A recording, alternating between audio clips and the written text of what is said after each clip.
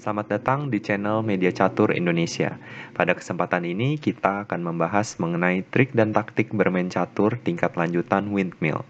Teknik ini pernah dipergunakan oleh Carlos Torre berhadapan dengan Emanuel Lasker pada tahun 1925 di Moskow.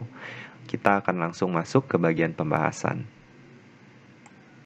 Pada diagram ini, kesempatan melangkah ada pada pihak putih.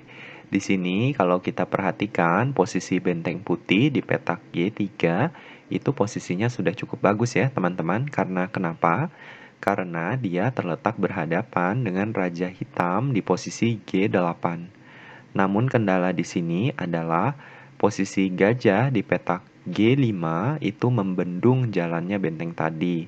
Sedangkan di sisi yang lain, apabila gajah ini kita geser, maka menteri putih di posisi H5 itu akan kena pukul oleh menteri hitam di posisi B5. Nah, di sini Carlos Torre memilih langkah yang bagus ya teman-teman, gajah putih ke petak F6. Kemudian menteri hitam kali menteri putih di H5, benteng putih di G3 kali pion hitam di G7 sekaligus skak terhadap raja hitam. Raja hitam ke H8. Pada giliran ini, secara mudah sebenarnya putih dapat menggerakkan benteng ke petak G5 untuk sekaligus skak terhadap raja dan sekaligus juga di sisi yang lain untuk mengancam menteri di H5. Otomatis kalau dilakukan demikian, maka menteri di H5 ini pasti akan didapatkan. Namun, putih itu juga harusnya menimbang bahwa saat ini hitam ini unggul secara materi. Ada ndak langkah lain yang lebih bagus dibandingkan langkah pertama tadi? Jawabannya ada. Di sini, teknik windmill dapat dipergunakan. Jadi, pada giliran ini, putih memilih langkah benteng putih di G7 kali pion hitam di F7.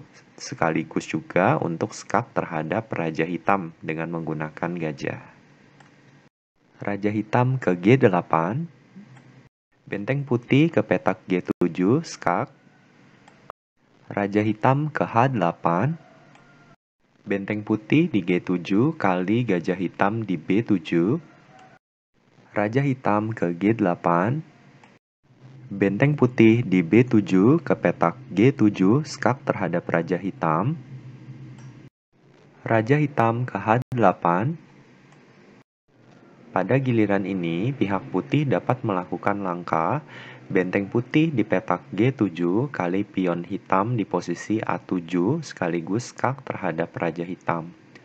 Namun di sini teman-teman harus perhatikan, apabila langkah ini dilakukan oleh pihak putih, maka putih akan membuka jalur untuk benteng hitam di posisi A8. Tentu langkah ini kurang baik. Sehingga pada posisi ini masih lebih baik untuk melakukan langkah benteng putih di posisi G7 ke petak G5 sekaligus skak terhadap raja hitam dan di sisi yang lain memberikan ancaman terhadap menteri hitam di posisi H5. Hasil akhirnya adalah menteri hitam di posisi H5 akan dapat didapatkan. Raja hitam ke H7. Benteng putih di G5 kali menteri hitam di H5. Raja hitam ke G6 untuk memberikan ancaman ganda terhadap gajah putih di F6 dan benteng putih di posisi H5. Benteng putih ke H3. Raja hitam kali gajah putih di F6. Benteng putih di H3 kali pion hitam di H6, skak. Pada posisi ini, pihak putih sudah unggul secara materi karena terdapat 3 kelebihan pion pada pihak putih. Kita akan lanjut ke contoh berikutnya. Pada diagram ini adalah kesempatan hitam untuk melangkah. Namun hitam harus hati-hati karena apabila salah melangkah dalam giliran ini, langkah berikutnya dari pihak putih akan menyudahi permainan ini. Langkah yang dapat dilakukan pihak putih jika hitam salah melangkah adalah gajah putih di petak B2 kali pion hitam di posisi G7, skak terhadap raja hitam dan mat. Langkah terbaik yang dapat dilakukan pihak hitam adalah dengan menggunakan teknik windmill yang tadi sudah kita pelajari di depan. Gimana caranya? Caranya adalah benteng hitam di posisi G2 kali kuda putih di petak G3 sekaligus skak terhadap Raja Putih. Raja Putih ke H2, benteng hitam ke G2 skak, Raja Putih ke H1, benteng hitam kali pion putih di posisi G4 sekaligus skak terhadap Raja Putih, Raja Putih ke H2, benteng hitam ke G2 skak terhadap Raja Putih,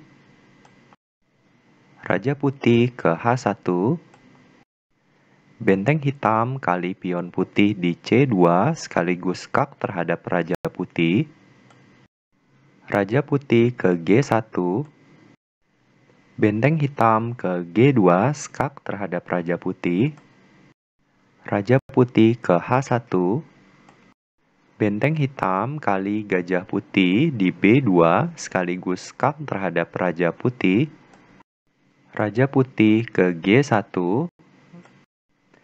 benteng hitam ke G2 skak terhadap Raja Putih, Raja Putih ke H1, benteng hitam kali pion putih di A2 skak terhadap Raja Putih, sekaligus juga memberikan ancaman terhadap Menteri Putih yang ada di petak A1. Raja Putih ke G1, benteng hitam kali Menteri Putih di A1. Sampai pada tahap ini, keunggulan berada pada pihak hitam. Kita akan lanjut ke contoh berikutnya. Pada diagram berikut ini adalah kesempatan pihak putih untuk melangkah. Di sini teman-teman perhatikan bahwa kelemahan ada pada pihak hitam, terutama di petak G7. Pion di G7 ini mendapat penyerangan dari dua perwira putih, baik itu benteng di petak G1 dan juga gajah putih di posisi D4. Namun, hitam juga ada penjaganya nih. Untuk titik lemah ini dijaga oleh Menteri Hitam di posisi H6. Bagaimana caranya untuk memindahkan penjaga ini agar menjauhi dari petak H6? Jadi caranya adalah dengan mengorbankan menteri kita, Menteri Putih di posisi F3, itu kita gerakan ke H3. Jadi kita adu. Menteri hitam kali Menteri Putih di H3, benteng putih di G1 kali pion hitam di G7 sekaligus skak terhadap Raja Hitam, Raja Hitam ke H8. Pada giliran ini, pihak putih dapat melakukan langkah benteng putih ke G3, skak terhadap Raja Hitam, dan sekaligus juga mengancam Menteri Hitam di posisi H3. Dengan langkah seperti ini, kita akan mendapatkan Menteri Hitam di petak H3. Namun, apa komplikasinya? Komplikasinya adalah jalur daripada gajah kita dapat ditutup oleh langkah hitam. Pion hitam di petak F7 maju ke F6. Setelah kita mendapatkan menteri di H3, hitam masih tetap unggul. Coba perhatikan. Unggul satu perwira, yaitu perwira benteng, dan ini tentu kurang bagus. Adakah langkah lain yang lebih bagus dibandingkan ini? Ada ya jawabannya, jadi kita menggunakan teknik windmill. Di sini, putih tidak melakukan langkah benteng ke G3, namun melakukan langkah benteng putih kali pion hitam di F7. Raja hitam ke G8, benteng putih ke G7 skak terhadap Raja Hitam, Raja Hitam ke H8. Pada giliran ini, kalau teman-teman perhatikan kuda hitam di petak D7. Sepertinya kuda ini gratis. Ya memang gratis ya. Kita dapat mendapatkan kuda ini dengan teknik windmill yang sudah kita pelajari di depan. Namun apakah langkah itu efektif?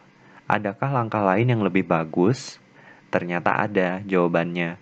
Jadi langkah yang lebih bagus adalah benteng putih di petak G7 maju ke petak G8 sekaligus skak terhadap raja hitam. Setelah langkah benteng putih tadi, maka permainan berakhir dengan skakmat. Demikianlah akhir dari video tutorial kita pada kesempatan kali ini tentang trik dan taktik bermain catur tingkat lanjutan windmill. Semoga kita dapat berjumpa lagi di lain kesempatan dan materi ini boleh bermanfaat untuk kita semua. Salam Gens Unasumus, kita adalah satu keluarga.